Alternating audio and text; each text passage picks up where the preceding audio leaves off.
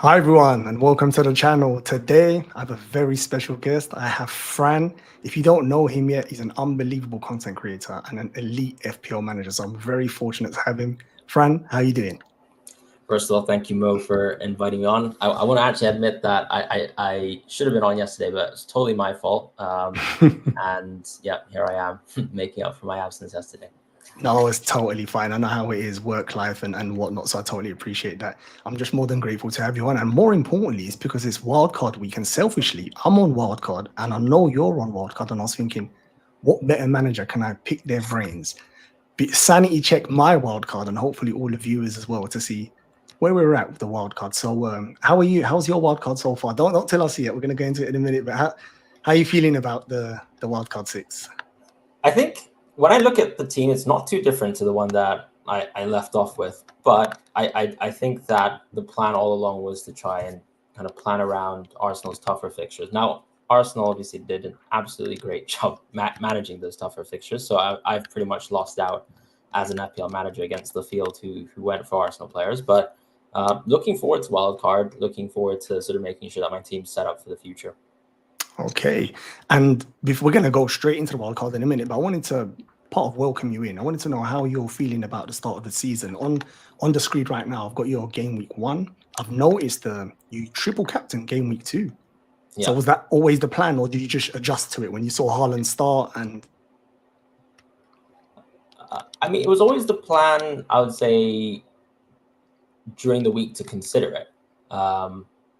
Was I absolutely thinking that I was going to triple captain him from let's say before the season started? Absolutely not. But I do think as the week went on and I was just looking at all the sort of question marks around Haaland availability, things like that, and also the mystery chip, I just thought I'll take a gamble in this situation where I think there's actually a pretty high chance that Haaland is someone who will have his best fixture there in game week 2, and maybe I can just take advantage of that and then let the mystery chip happen, and hopefully it doesn't hurt me too much later down the line.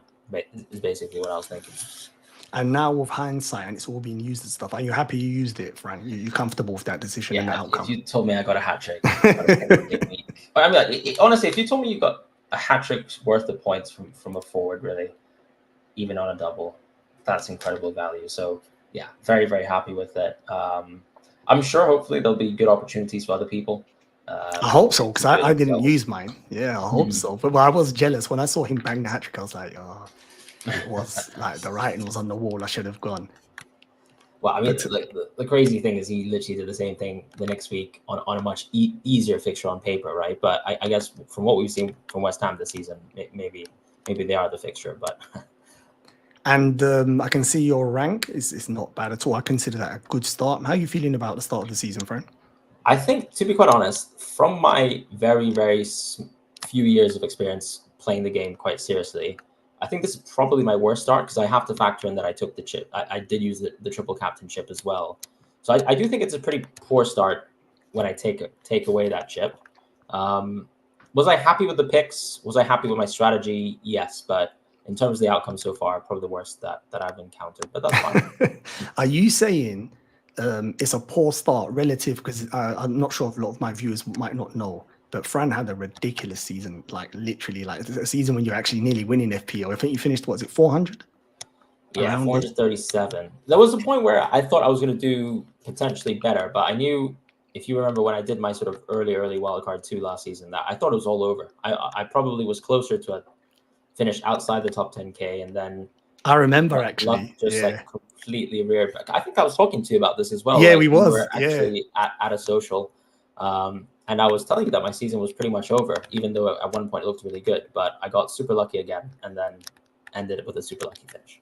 Yeah, I do actually remember, but you had a ridiculous turnaround, and that's the. I'm just wondering whether you're being harsh on yourself with that rank. I think it's a good start to the season, even with the triple captain. But yeah, maybe you're being, because obviously you got used to a delicious season last season. It doesn't always go like that, Fran, mate. It doesn't. No. I mean, and obviously I'm not expecting that at all. Right, we're going to go straight into your wildcard team because I'm curious. I think everyone else is curious to see what you've got going on at the moment. Here we go. Let's get stuck into it. You can run me through it, please, Fran. This is your team. Yeah, absolutely. So Goalkeepers are Fabianski and Raya, so basically just a 4.0. In defense, Dunk, Trent, Lewis, Gabriel, Davis, so a full house. In the midfield, Rogers, Bruno, Mbumo, Saka, and Dibbling from Southampton. That's a 4.5 mid. In the forward positions, it's Solanke, Haaland, and Calvert-Lewin because of the uncertainty right now around João Pedro, mostly. So, lovely team. First thing that stands out, and the first thing I want to talk to you about, you've gone for a premium goalkeeper. Now, I'm not sure, I can't remember last season how you was with goalkeepers. I've always been someone that's gone low budget keepers, Fran. So for me, this is someone I'm considering as well. Two questions. Has this always been, is it just recent because the way Arsenal started the season, or have you used premium goalkeepers before, like a Becker or a Edison? To be honest, I don't really have a history of using premium goalkeepers either. I'm very much like you probably just want to get a 4.5, spend as little money as possible on goalkeepers. But in this instance, I think I was always going to go triple Arsenal in some sort of way with the two fixtures in hand here and a wild card where in the future I can transfer some players out. Generally speaking, though, not really awful to transfer in someone like Raya, for example, who is probably the best goalkeeper for the best defense. And that's pretty much it. Obviously, he's actually performed way more than I'd ever expect. Like, he's gotten some 9-pointers, some 10-pointers. That's not exactly what I'm expecting. Yeah. Because if you're playing for an elite defense, it's very unlikely you're going to make as many saves as he has so far. But I just think that I still have the same sort of confidence level over Arsenal. I know there's a slight injury concern right now with Raya, but I think he'll be fine for the weekend. So that's why he's in my team for now. I was actually going to ask you that. So it seems like it's precaution. Yeah, and he should be fine. I mean, Arsenal have resorted to playing a 16-year-old today, so I mean, they're quite low in numbers in that position. I think that's the thing. The next available replacement would be Neto usually, but if you're telling me that Arteta is going to run the risk of playing a 16-year-old in goal for a Premier League match, I'm not so sure about that. What's that noise I can hear? Sorry to interrupt you, friend. Is that noise? Is that your keyboard that you're tapping, or is that something I can hear? Yeah. I don't know if it's. Okay. All right, no worries. No, I just could hear it. I was just double checking it. Is that and not nothing me I'm doing or this equipment? That's all good. I was going to say to you, so what is your plan, Fran, if he is actually out for this weekend or closer? Say on Friday, he's not training. Like Friday, he's not in training pictures. I think I go Fleck and Saliba, something like that. So you still double up on Arsenal defense. You'll move it around. Who would potentially come out? Or have you not done any permutations yet? Because I haven't, if I'm totally honest with you. I think in that case, I might budget down. I might go out of someone like Davis, right? Because that just means I probably need a little bit less rotation in defense. I'd go Saliba, I'd go Flecken. And that's probably how I would play it. I wonder if I would also need to budget down in another area. But I think for now, that's just the loose idea with the 0.4 in the bank. Okay, so you would still try to keep to double Arsenal defense. That's the one I'm not sure about. I think I would maybe just take that as I was thinking that. Yeah, that's a possibility. That's the other option because the next 3 fixtures, which we'll talk about in a bit more detail. All right, so that's your goalkeeper. I'm going to look at your defense. I can see the main man there, Trent. Now, I'm not sure about you. Was there any stages of any of your drafts that you considered moving away from him because you could use that money elsewhere, friend? Yeah, I think that's something I'm still considering now because end of the day, I did start the season with him, so I have some value tied up to him. And that applies to actually Lewis and Dunk as well. I imagine that if I didn't have any sort of face value on these players, that high chance I don't go for any of them except for Lewis. But with someone like Trent, I do think he's someone who's a bit optional in the draft, where a lot of people are thinking about some really pricey players to supplement the likes of Saka and Mbumo. And we're talking about the likes of Palmer, Watkins, and Trent, like these sorts of players that cost a little bit more than their peers in most positions that they're in. But I feel like I have that sort of comfort level over Trent and also over the sort of improvement in Liverpool defense, I would say, this season. Because I'm sure I watched your first draft. I don't think he was in it. Yeah, I knew it. That's the reason I'm mentioning him. I have been holding him and that sort of slight value game. Because, like me, I've done a permutation without him. I had a double City. I think you had a draft like that as well. I like the look of it. Did you move away? Was there anything to do with Rodri's injury that made you think not the double City? Because City's fixtures are really, really good. They're very good. So was that a consideration or you just preferred Trent? Because when you look at Trent's attacking potential, not just defensive, Liverpool have done well defensively this season. they've exceeded my expectations, to be honest. But are you thinking what he can give you, and in comparison to other 7 million forwards and midfielders, that he will match that? Almost the clean sheets are almost a bonus with him. Yeah, I think it's also just someone in Trent's position. There are some slightly tougher Liverpool fixtures in the distance, but then generally speaking, after game week 10 plus, he once again looks like a very, very easy hold. So when I was thinking about going for players like that I mentioned, like Palmer and Watkins, I think those players are more of a future transfer out to someone else. Whereas with Trent, I was thinking in terms of long-term planning, he's actually someone I'm very comfortable holding for the foreseeable future. And that's why I'm gravitating towards having Trent within my draw. Yeah. And what about Lewis? What's the confidence level? So for me, I've not owned him, obviously, Fran, and I've watched City, and when he has played, the positions he's taken up, it's been outrageous. How he's not like mega hauled in a couple of games, it's just been fortunate for us non-owners. Anyway, for me, you might have already owned him. Yeah, that's why. So you've been unlucky there because he's taken up some incredible positions. I know one of the games he's taken a hit post, but was it quite? Yeah, exactly. Yeah, you remember. But what about? Is it worry you that as soon as the game got serious, he went to his tried and trusted Kyle Walker? As soon as they played Arsenal, instantly he just dropped him. Yeah, I think that was something that I expected, and it helps that in my back pocket I get to speak to someone as good at understanding Man City as Luke. Yeah. But when someone like him has that sort of confidence level over Rico's minutes over this run of fixtures, I think that's scope to say you've got to take the gamble here with Lewis, particularly in my situation too, where I have a little bit more value tied up than most. But I tend to think, okay, Walker can definitely play in a lot of games, but you see that Lewis also played versus a very tough team in Inter Milan. So it's not really the case that whenever things get tough, you'll always see Walker. I just think that there are some very specific matchups and sort of tactical styles that Lewis doesn't really play well versus like man for man, or once again, an extremely physical team like Arsenal. So in that case, yeah, I mean, it was a bit of a shock that I think when they were 10 versus 11 that we didn't see Lewis in the Arsenal game. But then generally, I do think that we have the opportunity to still make punts over Lewis starting the next few. And it's worth it because, as you said, the positions that he's occupying are just insane.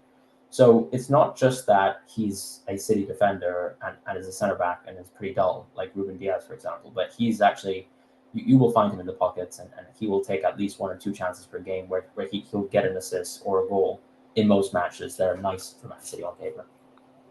Fair. And I'm actually agreeing with you. Before, I didn't have him until like close to Wildcard. I'm not like you. I wasn't ahead of the curve. A lot of people did have him and I wasn't there, but jumping onto the rest of your defense before we go to the midfield. So, Dunk, I know you're an analytics man. I don't know if any other managers don't know, Franz, you come from that background, I suppose, in FPL. And is he one of those picks? Because he's never, I don't know, a fashionable pick, Dunk.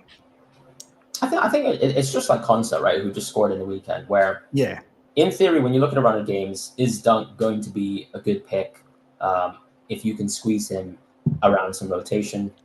Yes, because I think Brighton's fixtures are actually awful. But then when you look at owning some of the players like, let's say, Trent or Gabriel, there is a tough match in game week 9. And that's where if I would be happy benching one of those players, I'd be happy having Dunk come in. And then I also think, generally speaking, of all the 4.5 defenders in the game, who do I actually think has a really high level of defense over a long run of games? I do tend to think that the likes of Verbruggen or even Dunk are those sorts of picks where, generally speaking, if I'm thinking outside of that top tier, which is basically Arsenal, then City, then Liverpool of defense, who's actually close to that sort of top 4 defense, I do think Brighton's among there. And what's nice about Dunk too is he does have a little bit more threat, and that sort of shows through some of the underlying stats. He's not direct free kicks. I know Welbeck just scored one. And I was a little bit sad to see that because he had a phase where he actually took some free kicks that he knuckleballed. In his career, Dunk has actually taken a few direct free kicks. So that was something that I was keen towards. But ultimately, because he kind of covers game week 9 well, and then I'm thinking this has to be a long-term pick because I don't really want to be spending transfers on 4.5 really boring players. I have some value tied up into him, so I'm happy with Dunk for what he serves for the draft in the short term, but more specifically for the long term. And finally, your last defensive position, just a quick one. I just want to know, did you consider saving the 0.5 and get Greaves instead of Davis, or you're not really? You looked at the rest of your team and you don't need it. I think I could go Greaves, and that would probably be to maybe upgrade someone like Dibbling if I found the need to, because that will give me 0.9. That would stretch me towards probably only someone like Fabio Carvalho, but I'm not that certain about his minutes, which is why I'm on Dibbling. And so I felt, okay, because I'm happy with Solanke for now, and I do think Solanke, once again, is an extremely long-term pick. The only future transfers to this team, I suppose, are maybe downgrading someone like Calvert-Lewin into João Pedro in the future if he's back fit and ready. Or I think there was a gap in my team, which you can see, which is that Bruno spot could arguably be what a lot of people have as a Son, as a Palmer, or even a Foden. And maybe that's the spot in my team that I could start with a slightly more premium player like Palmer instead. But for now, I think I'm because of the doubt of João Pedro, I felt like I've had to upgrade my forward line a bit more, and then there was some excess cash. So Davis is here on this draft. So this is a good segue. You mentioned Bruno. Now this guy has been causing me problems, Fran. I'm like you. I owned him from game week 1. When I say to you he's dodging points, it's ridiculous. I mean, you don't use even against Palace that chance. I'm not quite sure why he keeps on striking the ball with outside of his foot. Please just put your laces through it. I mean, I can understand when you're fully confident, but he missed 2 chances like that against Fulham. Yeah, I know the goalkeeper done pretty well, but then against Palace, he didn't even hit the target. So that was very frustrating, Fran. So I was shocked to see him, and he's gone down. So you're going to stick with him, yeah? Is he a pretty solid pick? Because I know in these drafts, you get players that you're thinking like they're 100% locked in, and there's a couple of players that you got question marks around. Is he one of the ones? He's got question marks for sure. And I think what I mentioned in terms of wanting to go for Palmer and Son, like that's there, or even Foden, but I think Foden's minutes is still very much debatable for now, even with rubber injury. So yeah, it's really between considering players like Palmer and Son, or maybe just downgrading to someone like Eze, and then I maybe make some upgrades elsewhere. But for now, I can't really see the value of that. Bruno is nice in the sense that the run against for United for the next 5 are generally quite good. People would probably see him as more of a real transfer target on game week 8, but I'm also having to plan ahead here. And I think he is one of those assets in FPL where he's very consistent, and people will say that that's indicating a low ceiling, but in reality, we've seen double pointed versus even tough opponents. He's just someone who should be a ticker. I have enough confidence that Bruno can return points, and that the points dodging is real, right? Because it's not like he's just had these chances fall into him in a very specific situation. Now, Eriksen is also playing quite a significant part in the team that could take set pieces away from him. Haaland coming back might make him play a little bit deeper at times as well, if Xerxes is also integrated. But I think for the most part, I'm quite comfortable with the positions that he is taking up. And then I have enough confidence that Bruno is still a very valid, legitimate FPL pick. Plus, now that his ownership is literally absolutely rock bottom, I would still like to take the punt actually against the field, because I don't want to have too many extremely highly owned players in my team and have no differentials whatsoever within my draft. And I still think Bruno presents that opportunity. I hear where you're coming from, and it does make sense. And I liked him as a player, hence why from game week 1 I've been there. But this is an opportunity for me to think, you know what, let me get rid of him, because I watched him even against Palace, and sometimes I look at him as an individual. He gets all in the right positions, set pieces. He's always trying to make assists, but his attackers at the moment, apart from Garnacho, the rest don't really look like they're going to finish their chances. And that's what's really frustrating, because he's an assist machine normally. But at the moment, who's he assisting? I mean, Xerxes, he looks okay, but not prolific. Haaland can't seem to stay fit. Rashford, who started tonight, it's a tricky one, Fran. It's like, that's what's putting me off. If the team, I reckon, around him was a bit hotter, I can see it. At the moment, I don't know. That's where I'm at there. But it's an interesting pick to still see him in your team. And come deadline, I'm intrigued to see if you stick with him. That's fair. So beside him, Bumo, that's almost a straightforward pick. I think a lot of people who plan to wildcard on game week 6, it makes perfect sense. He's like, especially with Tony gone and Wissa gone. Do you think that's made him a worse option or a better option? Do you see it as that he's got less players to attack with, so more teams can mark him easily? Or do you think, no, just everything comes through him now? He's the main guy. Yeah, I think what you said. I think, of course, Wissa is a higher quality attacker, and so you do want to still play with better players. It's the same logic that applies to someone like Eze losing Elise. But at the end of the day, I think he's still going to occupy mostly central positions, which is a benefit. Because sometimes we've seen him boom in the past, and he's played some really weird spots, like right wing back for a few games. That's just not really going to happen with Wisa out. So you have that confidence there that the positioning is great. Yes, of course, team quality, I guess, maybe on attack has dropped off a little bit for Brentford. But taking an analytics point of view, I think speaking to people who sort of model team strengths and sort of player projections and things like that, an injury from another player that isn't usually that impactful on another key attacking player. And I think a good example of that is last season we saw Maddison out for a long time, but Son was actually ticking perfectly well. And there were other attackers as well who kind of filled in the gaps, even though you could argue that, once again, if Maddison's out of Tottenham's team, they're a little bit worse from a ceiling perspective. But actually for the individual asset who has everything going through them, I don't think it's really a huge detriment. And honestly, the fixtures are also just really good for everyone. I'm in agreement with you, Fran. And I think, if I'm honest with you, we're not going to make much gains because I think even non-wildcarders, he's been the transfer. A lot of people have just gone from, whether it's from Eza or whoever it is, gone to him because it just made perfect sense. So he's locked in with Saka. Now, I love him as an attacking Arsenal asset. Is he a more long-term pick, or is he one of the ones that you might move around? Because Arsenal's got, 3 delicious fixtures, but then after that, they're not going to be extremely difficult because Arsenal's one of the best teams. But is he one that you could consider, or is he just a long-term pick you're going to leave him in? No, I think definitely I could consider transfer routes out of Saka for sure. As you said, the next 3 are good, and then actually there's a real good opportunity to maybe move off of an Arsenal player, even on game week 8 potentially. So that's the thought in mind. I just think that I actually will have very likely the opportunity to captain him twice over the next 2. And that's mostly significant for me because I like to make sure that I have, on paper, the best captaincy almost every game. And you're dibbling. Now, are you just reacting to the young boy scoring a goal this weekend, or because his minutes were a bit random before then? Have we got 100%. Some confidence? Because I need a cheap midfielder as well. He fits the bill. But are we just reacting to this weekend, or do you think he's actually got potential to be playing week in, week out for Southampton now? I think listening to, so let's say, what the manager says, like what Martin says. I mean, it's very clear that Dibbling is rated. I think one point to make about Southampton is look at the lineups that they've been playing every week. It does look like head loss, right? Like you're fielding almost a different team, a different formation every week. People are getting chopped and changed nonstop.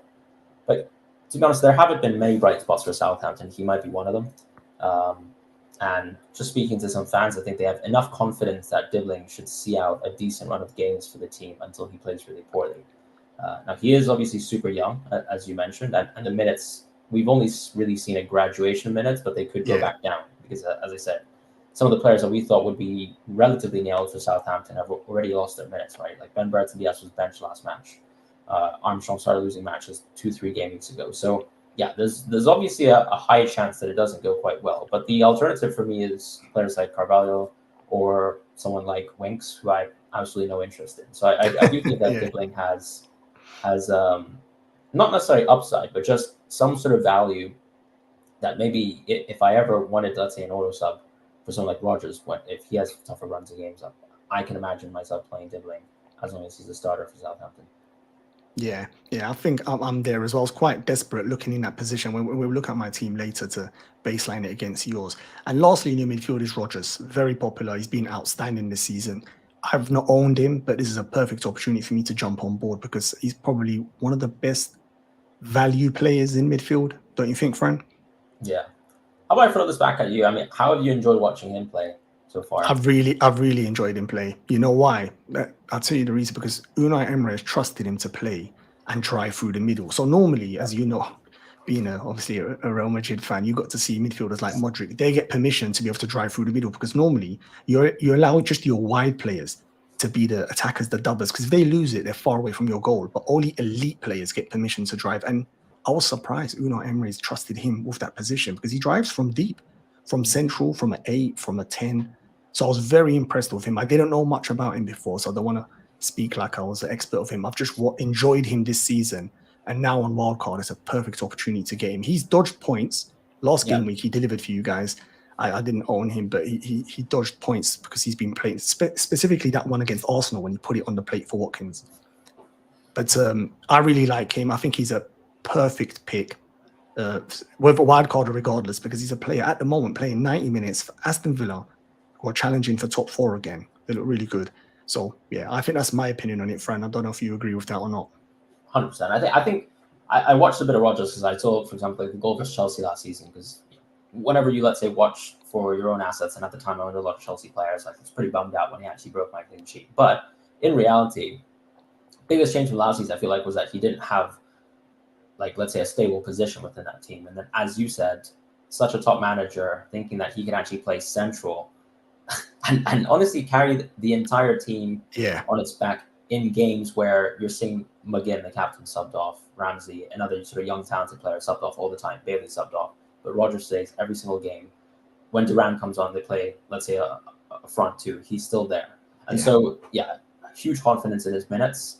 But that's only been shown by really the minutes so far. And finally, nice to get some sort of production from him last week. Did you start him in that game, Fran? I did. You did. So you got the nice, even that jammy bonus point, which came 5 days later, whatever it was. Jammy about it, mate. They're just getting the numbers right. No, but I think, like, as you said, when you have such a value player, you're just going to take that opportunity as opposed to passing it and then going for slightly more expensive players because of pedigree. I mean, I think we've seen enough to say that he's a good pick. Cool. Let's go straight to your up front. I really like this up front. I don't want to use the word template, but I've seen a couple of teams with this front three. There's some different permutations. But first of all, let's get the easy one out of the way. Haaland. Was there ever a consideration for you, Fran, that you would reuse that money elsewhere or try to do? Because I've seen a couple of drafts without him, and the team just looks gorgeous. But then you realize you don't have Haaland. That's the big problem. Yeah. Did you ever consider any of that, Fran, or no chance? I think I would have considered it, but I do think that we do have enough budget value options in the game to sort of supplement having a Haaland team. So going back to the point, Rodgers, even Dibbling, really, and then the midfielders the defenders that I have, like in Lewis, for example. So because I've built up a decent amount of team value, it doesn't feel like, especially as a Haaland owner from the start, that it's really breaking my team at all here. As I said, I do think I'm missing out on some of the key players, right? Like by going for Trent, I kind of miss out on an opportunity to upgrade maybe someone like Bruno to that next tier. Maybe arguably some people would like to see a Watkins on a wild card as well. But you have to make some concessions. And I felt like there weren't enough to take Haaland on a team. Like I do think that there's some great teams. So I think Ben Crellin, for example, he wildcarded last week. I saw to a Haaland team, and that's kind of the team that I would probably create if I was wildcarding this week with the intention of not going for Haaland. But I just think he provides the same amount of value. Do I really want to be betting against purely my captaincy every week against the field? With in reality, probably not. But then I'm saying this, and I just said that I might captain Saka the next 2 weeks. So clearly, it's just that I'd like to have in my team, but it's not necessarily the case that I think he's like perma captain levels, and I don't think he's essential by any means. Interesting. Well, I want to interrupt you for a question, and just to say, first of all, thank you for everyone on the stream. Please like and subscribe if you're enjoying this. And the questions, I am saving them, by the way. I'm starring them, so at the end we can answer all the questions. But I will interrupt Fran to answer this one. Can you see this one from Ali, who's saying, he says, Luis Diaz or Bruno or Maddison? You want me to answer this? Yeah, you can answer this, please, Fran. Okay. Yes. I would say going forward, I'd probably actually go still for Bruno, but that's going to hurt a lot of people out there who've been watching Luis Diaz play football the last few weeks, or even Maddison, arguably. Because these are players who've actually delivered, right? And I think one thing to call out is that, as we mentioned, Liverpool do have slightly poor games up until 10. So I see, this as an opportunity to sort of to bet against Liverpool for a little bit. But then if you actually see that Luis Diaz is an extremely long-term pick and you're already fully confident that he's like a rejuvenated player, a completely renewed player under Slot, then fine, go for Diaz. But yeah, I'd like to take my chances for Bruno personally. And then for Maddison, I do think that the run of games right now in the short term isn't great, unless you plan on holding a pick like that for a long, long time. I still think that Maddison's a bit expendable. Like I see him more as a future transfer in. as opposed to someone that I need to go now. Whereas with Solanke, I think his minutes are just that good. Yeah. And there aren't too many forwards I really want on the wild card, which is why I've gone for Solanke to sort of avoid that future transfer. But because there's options, I would probably ignore Maddison for now. Just as you've omitted Luis Diaz or any Liverpool attackers from your team, I should remind you Liverpool are winning 3-1. Salah just scored. Jota's got 2, I think. Mm-hmm. Correct me if I'm wrong, chat. So a reminder how strong Liverpool are this season. I know they're playing West Ham, who are struggling, Fran. I know, and sort of like mixed up, depleted teams, but still, Liverpool started the season pretty well. So a small risk in your team when you only see the only coverage you've got is Trent, which in theory he's an attacking and a defensive cover. So Haaland, no problem, very expensive, but like you said, I think he's, it speaks for himself. The interesting ones are the ones either side of him. So Solanke, talk to me about him. What's made you consider him apart? Maybe instead of say Watkins, I know he's more money, so that's the obvious answer. But if budget wasn't an issue, would you go Watkins over him if it wasn't for budget, or no, you actually prefer Solanke? I think I prefer Solanke because generally I don't really like spending too much money on the forwards. For the most part, I find that forwards are quite price inefficient in the game compared to most midfielders and defenders. And because I don't really have confidence, for example, that Watkins is on pens, generally happy to go without Watkins. And Solanke just has another clean run of games where I can see myself holding him for the next, maybe, I would say 8 game weeks, just looking ahead to the fixtures for Spurs. Like, I think you can see him as a future transfer in on 8 and 10, but even owning him from now, I'm pretty comfortable doing it because when you build a wild card, you can't just go for the pure short term. So this is sort of a transfer in mind that's looking a little bit longer and taking into account that I don't want to spend too much on the forwards. And you have the confidence in Spurs, Fran, because they've been a bit hit and miss. They've played some good performances and lost some of the games where really they shouldn't have lost. I think Newcastle comes to mind, and they drew. Is it against Palace? They've had a couple of strange ones, like good performances and lost. Or the last game this weekend they've played really well. Yeah, so probably the best performance of the season. Yeah, it was, wasn't it? Yeah, I heard fans talking about that.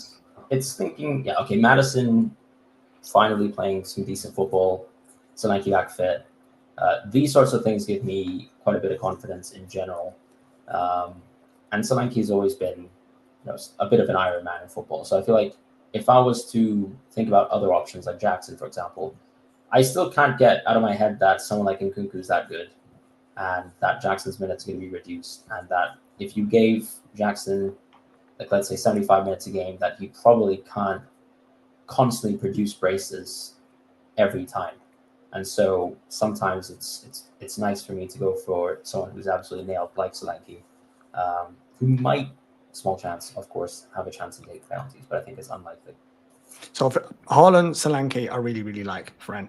Talk to me about Calvert-Lewin. Now, an Everton player, they've had a hideous start to the season. He's been injury prone. I mean, we liked him a couple of seasons ago. At one stage, he was touted for England and all sorts. He's had a difficult period. What's made you consider him? Is it strictly a fixture play with him? Yeah, strictly a fixture play. The run of games is very good for Everton standards, and there's really no bad ones here. So for someone that go for it, So the fixtures are outrageous. They're at the top, like from Crystal Palace, Newcastle, Ipswich, Fulham, Southampton, West Ham, Brentford. Like, they're gorgeous fixtures. He's a penalty taker as well, Fran. It's just more, can Everton even do enough to give him enough chances per game? No, I hear you. I mean, Everton have looked pretty paltry in both defense and attack this season. But I think what's giving me the confidence is that his minutes are finally there. So after 2 years of really, really poor minutes, I think last season actually wasn't too bad in terms of minutes. I think he hit something like 2,100 minutes last season. 2 years before that was like below 1,500. So that just tells you that that's a player who's struggling to get back to fitness, struggling to stay fit.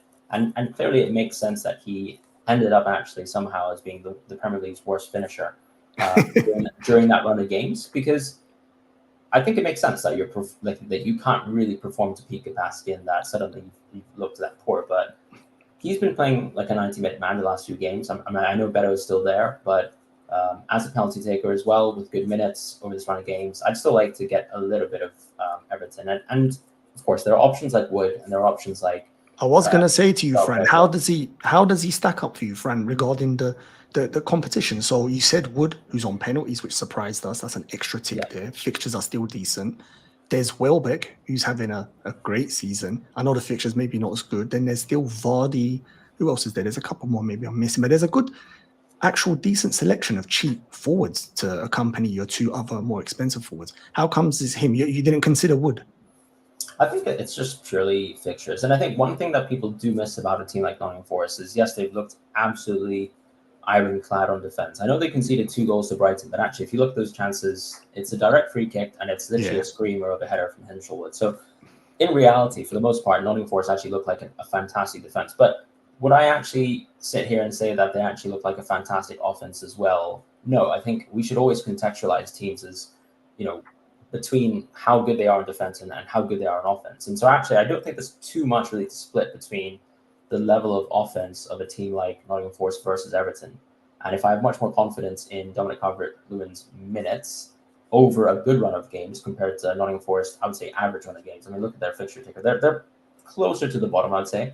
They are at the moment, yeah. And so I think they've got some good fixtures though, Fran. They've still got some nice 100%. fixtures. But I also have someone like Dibbling, right? So I will have to play Wood through those fixtures too. So that's the key thing. Perfect. So thank you. You've rounded up your team. The couple of questions I have got, and feel free, chat, if there's any questions specifically to Fran's team to throw them in. First of all, your bench is going to be pretty light, isn't it, Fran? As in, or you're comfortable with that? Because I think it looks like in certain weeks you'll have Davis, Dibbling, and maybe a Dunk. Yeah. And you're comfortable. Ideally, I mean, I had a much weaker bench starting the season. That's what's killed me, if I'm honest with you, Fran. When I needed them, I didn't have none. I gambled basically with one sort of almost playing bench guy, and it failed. Are you looking at that as a potential concern for you? If there's a week, whether it's an injury or you just want to play 2 different players, are you happy playing those players? Realistically, a Southampton and an Ipswich player.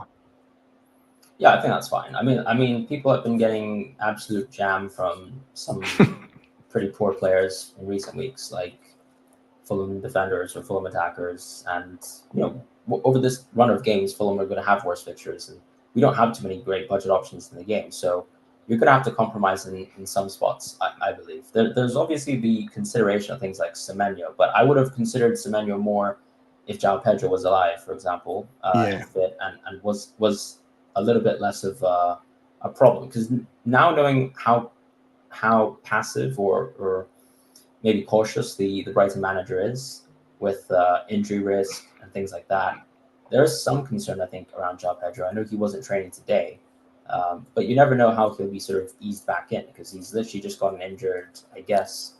It looked a bad tackle that did, Fran. He could be. It looked. Oof. If his ankle didn't just get loose from the bottom of his thighs, that's a broken ankle straight away. So he was lucky there.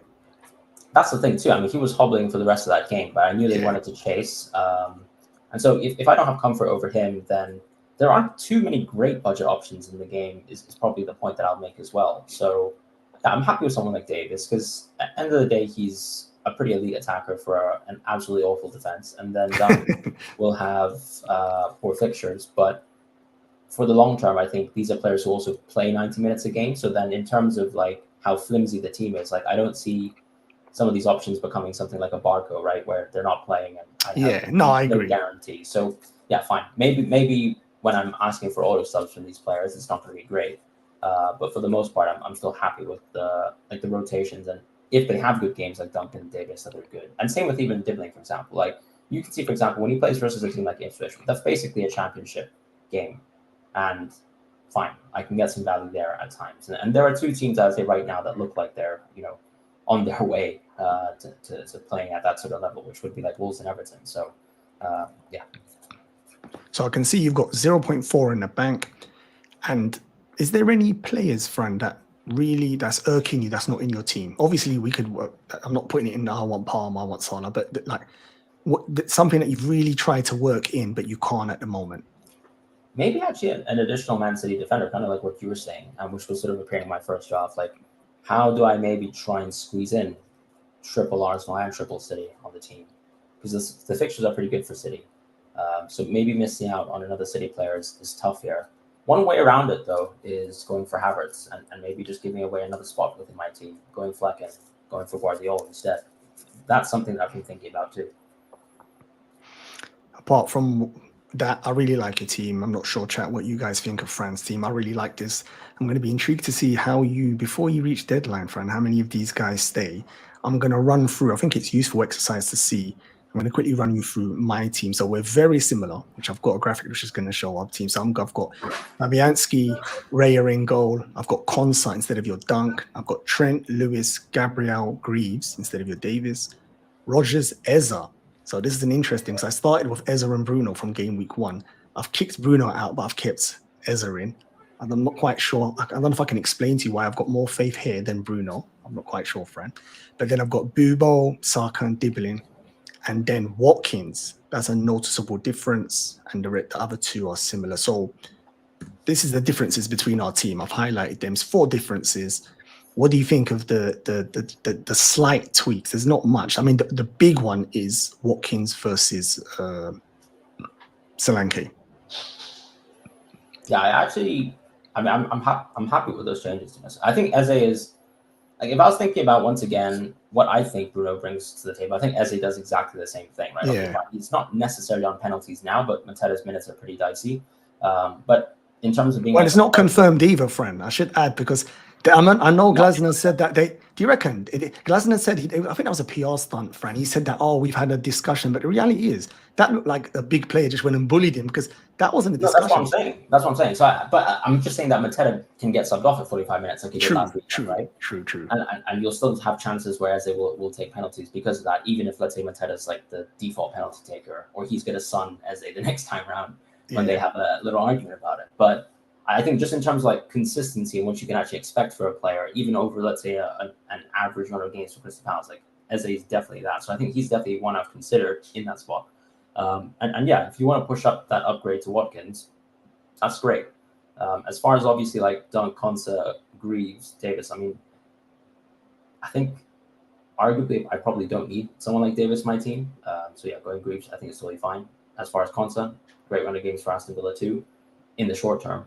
I think it's just a question about when I was thinking about my team, maybe later down the line, do I want Konsa to be my permanent defender? And he still might be great, because I think one thing that's been nice about Aston Villa this season is I do think there's a bit more balance in terms of defense and attacking now with that sort of pivot of Tielemans and Onana. Now, Onana sometimes doesn't play great, and you'll see Barkley come on, things like that, so that they can maybe control the game a little bit more and things like that. But I've been pretty impressed by Aston Villa so far. I feel like they've been unlucky to not get the clean sheet, so maybe I'm also underrating the defense a little bit. But I'm happy with the picks, and I actually like the upgrades that you made, especially for Watkins. It's very tight, isn't it? Bruno and Solanke versus Eze and Watkins. So it's that's a perfect example of the sort of 50-50s you have in a wildcard team. And you know what's bugging me about this team here, Fran? I'll tell you the thinking I had, and I like you, have done a couple of tweaks. I started with double City, and I've moved it because I was upset not owning Trent. I think the potential there is too much. I couldn't look at my team without him. But what really bugs me is I'm really keen on Smith Rowe. I want him to be the next attacker, and I had him in my other permutations, but because of this money, I can't make it work. If I have Trent, if something's got to give. Either I lose a Trent to like a Van Dijk or Robertson, or I lose a Watkins to a Solanke, and then that brings up a Smith Rowe, which you've got an option. And I rate him highly. I don't know what you think about him, Smith Rowe as an option. I do like Smith Rowe as a player, but then I just still think you have to look at the run of games for Fulham, and it's clearly not the same as like the run of games for game weeks 1 to 5. Yeah. So they look like a decent team as they always have been, and I'm sure they'll continue to like sneak. I mean, what's been impressive about Fulham really last 2 seasons is that they've always been able to be really strong at home, get some really good results against good teams, and they've been very comfortable sort of staying away from relegation, and they've gotten good results on attack. But yeah, like, do I think that I have the same confidence level when the run of games is slightly worse? I don't think so necessarily. So that's why I'm a little bit lower on Smith Rowe than most might be, because he's done well so far. This is a good one actually by Mikel, and I am going to come to the questions, chat. I've been saving them, so don't worry. I'm going to bombard Fran with loads of questions at the end before I let him enjoy his evening. This is one for you. What do you think of Mazraoui and United defence, just in general, Fran? Because their fixtures do pick up. I know you've already got Bruno, but have you considered whether it's Mazraoui or Dalot in your team? I've considered Dalot because I do think that, okay, if some players come back into the team and they come back fit, like let's say Shaw or Malacia, who's going to lose their spot? I think it's 100% has to be Mazraoui.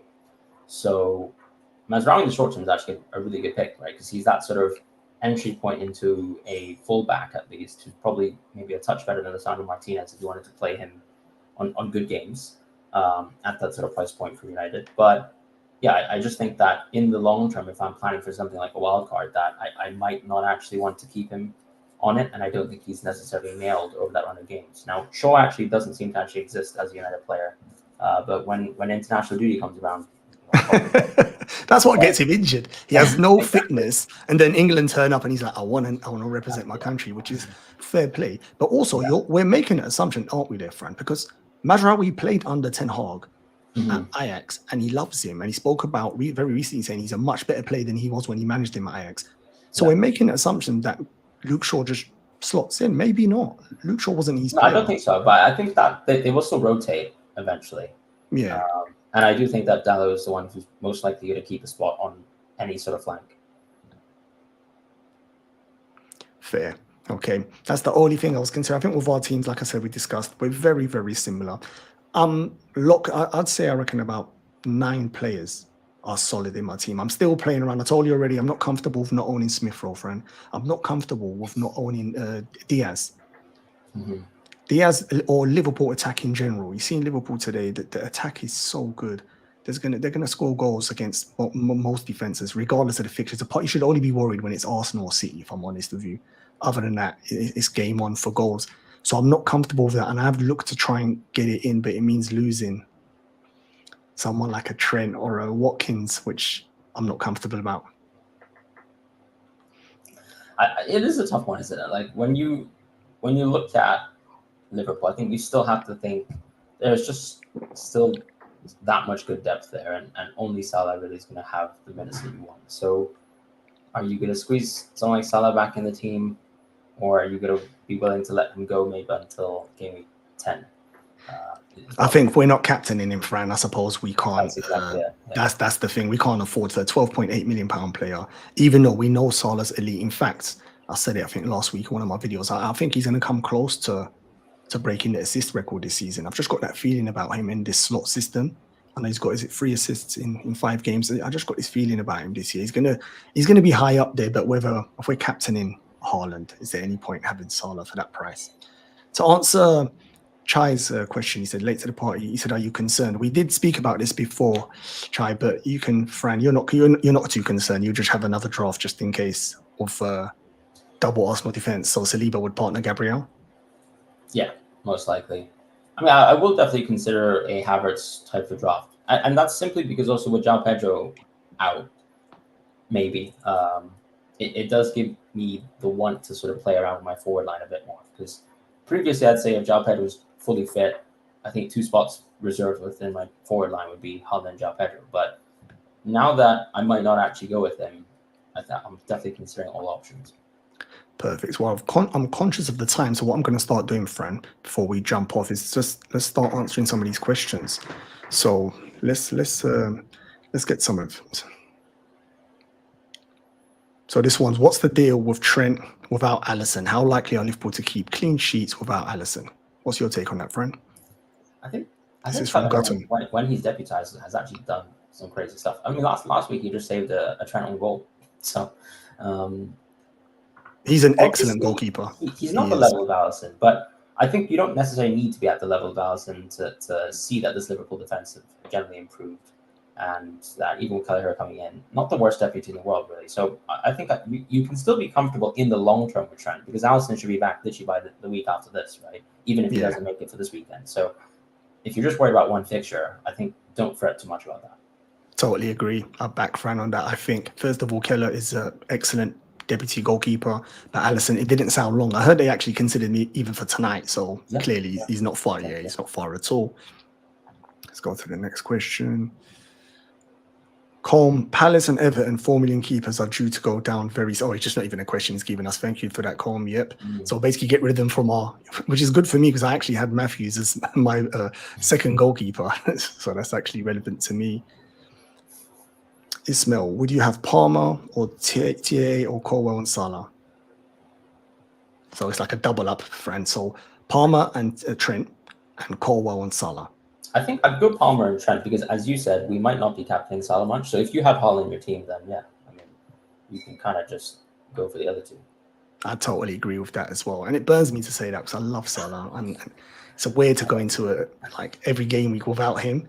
I mean, I still cheer him on when he scores from stuff, but still, it's painful. And, you know, and imagine that this weekend against Wolves, it's the evening kickoff on Saturday. Like you know, such a good game. Yeah. I was about to say, you know what's going to happen in that game? That's a 5-0 game. We're all going to be just sitting there thinking, this is actually a good question. And one that we did discuss earlier on, but it's worth repeating for the viewers that are still here. It's Saka versus Havertz.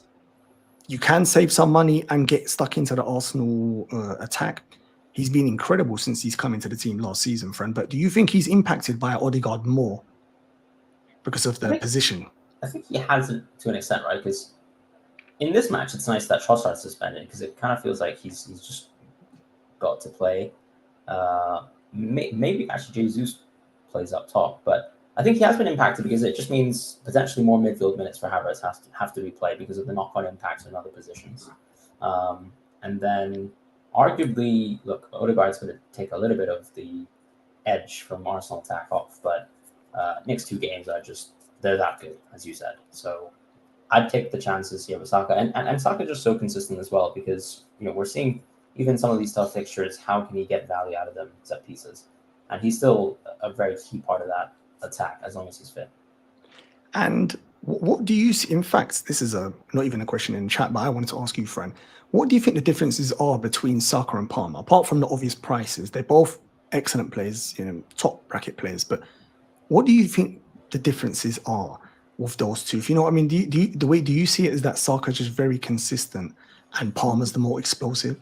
Like if there was no budget price, if there was no difference in price, do you go Palmer 100% or no, Fran? If there wasn't the difference in the price, for example, they're both 10 million, would you go Palmer?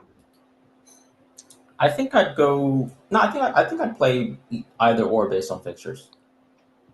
You would, yeah. Yeah. Okay. I think they're very close to each other as competing picks. I do see it. Maybe it's silly or just that I see Saka as like a consistent 6 to 9 points every week, where I see Palmer as someone that 3 points here and there, but then a 17-pointer. Maybe, I don't know. Yeah. I'm just thinking of last season where he had a ridiculous finish to last season.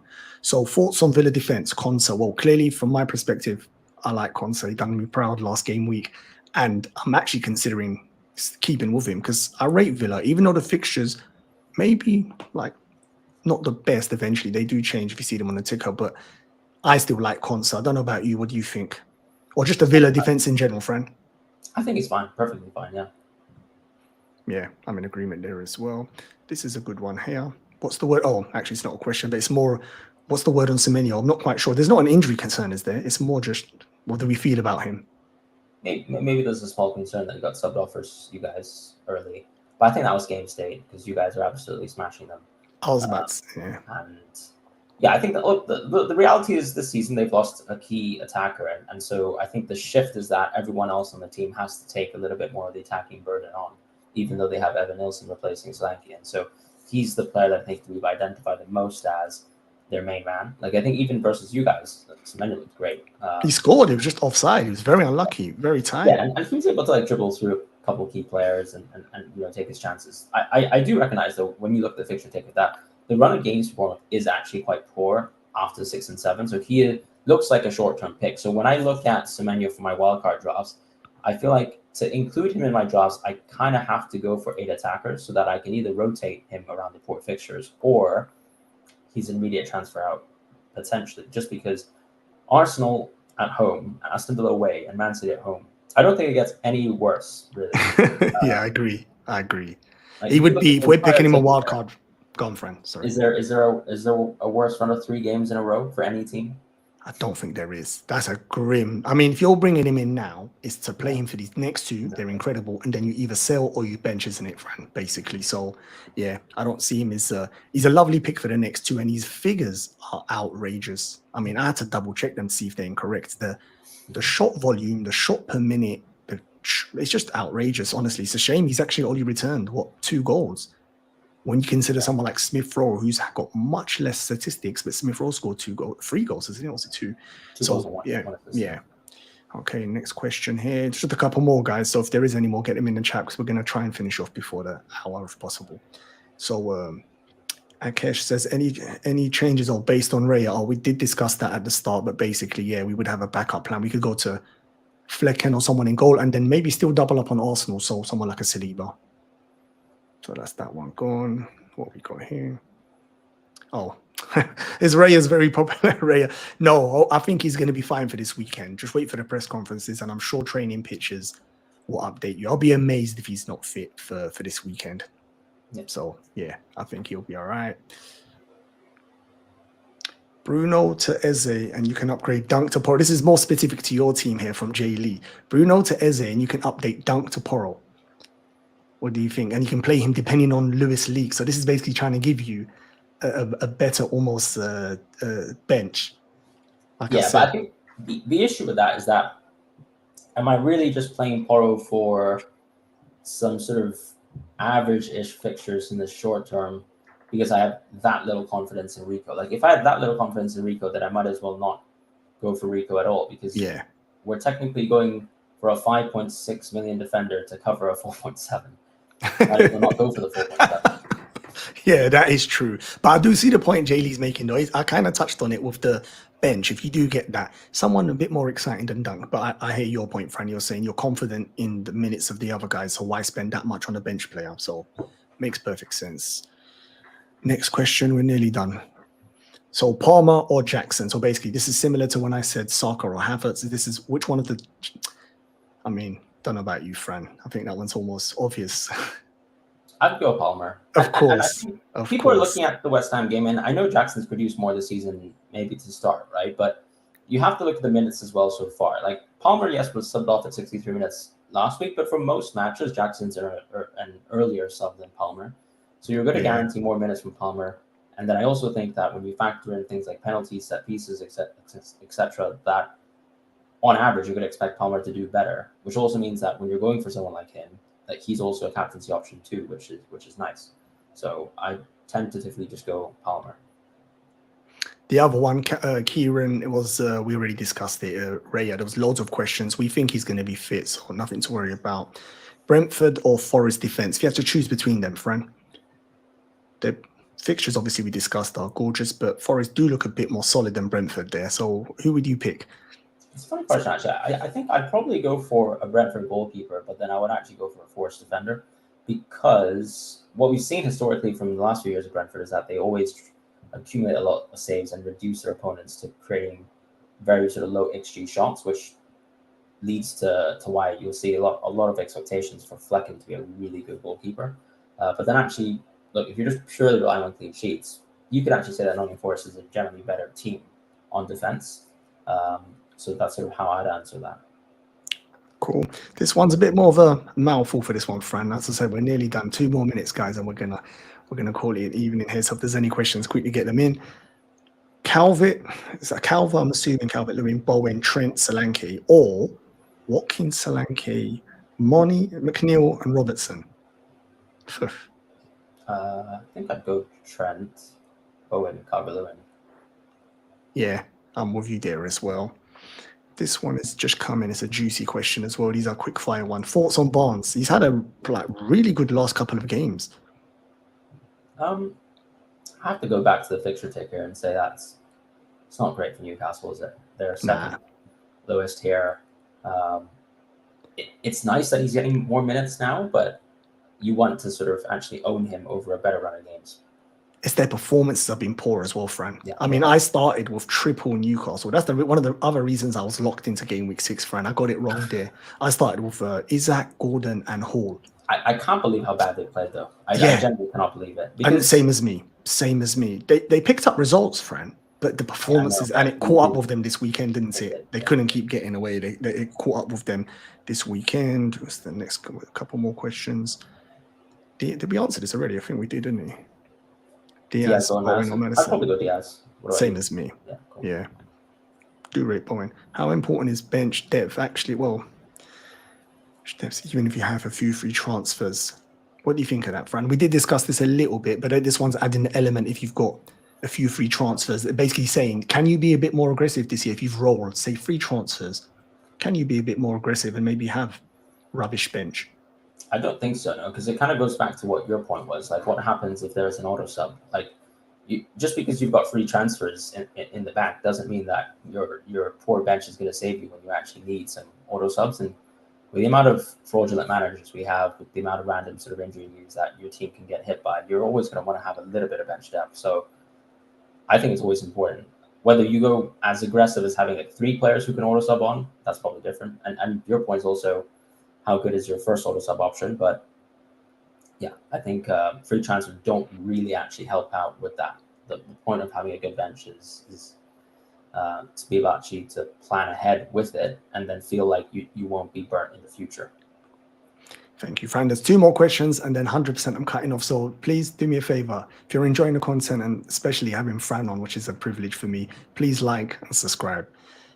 So Ezra says, what do you think will be the mystery chip? Come on, Fran, you're tapped in now with the FPL lot now. Give us the inside info. What is it?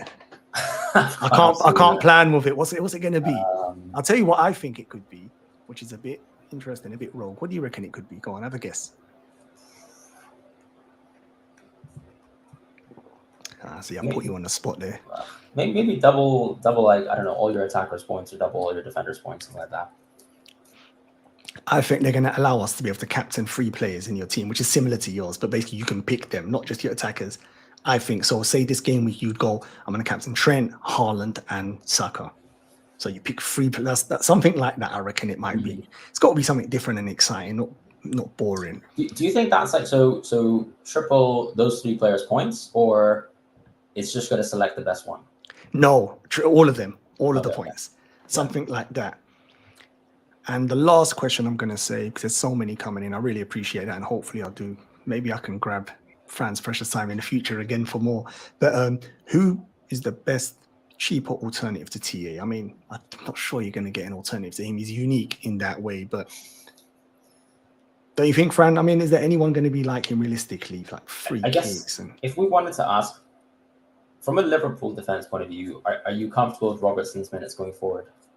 Yeah, he'll be protected, I think, in the long run, a little bit more than Trent. Exactly. Although it didn't look like that at the start of the season.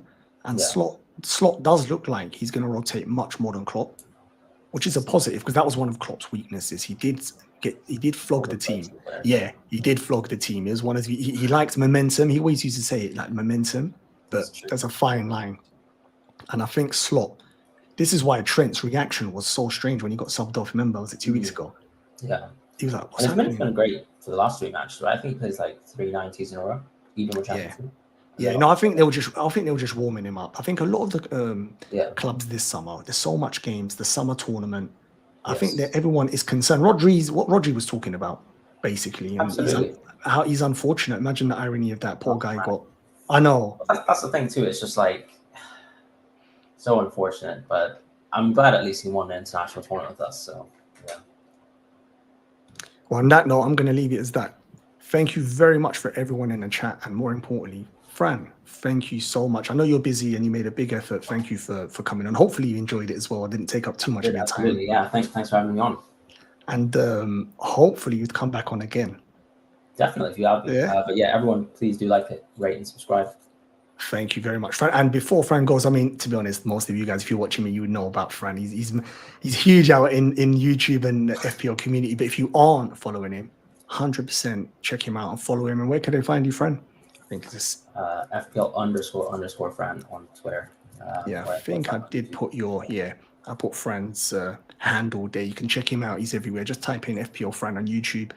Incredible videos, incredible insights. If you haven't seen these cheat sheets, you're missing out. That's all I'm going to say to you. So on that note, thank you to everyone in the chat. And Fran, thank you. And have a good night, everyone. Thank you, everyone.